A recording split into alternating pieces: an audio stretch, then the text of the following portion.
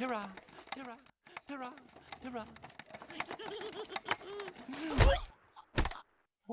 One of the first animated films I ever saw was 101 Dalmatians.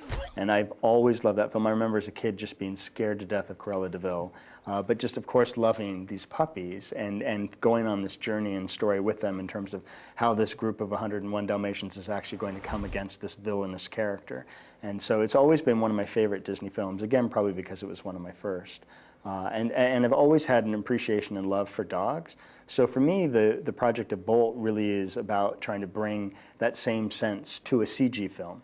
Because what you want people to do is actually believe that these characters are real. And people have dogs out there, so it's about how do you create animation and a story where you actually accept that this is a real dog acting in a real way.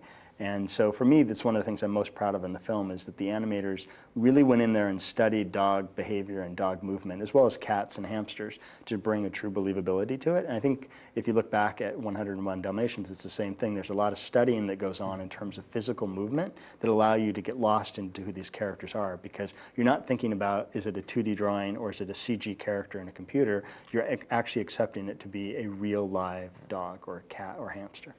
Yeah, Byron is a great 2D animator, and we definitely look back at a lot of the old Disney movies, and because so much of the animal movement and behavior is well observed, and so we wanted to be at that level, make sure that Mittens moves like a cat, Bolt moves like a dog, and there's a lot of little subtle things that you see in the movie that the animators picked up on. They are animals. Ball? Ball? Having the dogs and cats and hamsters look realistic was so important to the film, because you want the audience to go, oh, that's just like my dog, or that's just like my cat.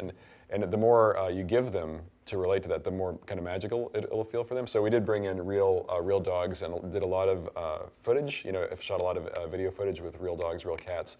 And we actually purchased a hamster, a reference hamster for the studio whose name is Doink, and he lives downstairs right now in his little cage. And we would watch Doink run around in his hamster ball, and then we would try to figure out, okay, how are we going to have an animated character do that? And it's like, how do we rig this ball so it works? And so this little character, this little guy can manipulate it and move around and act in it. And it seemed like a very daunting thing, but again, we have very smart people here at Disney who are around us and who figured it out, and it looks great. How dare you disrupt their relationship with your evil?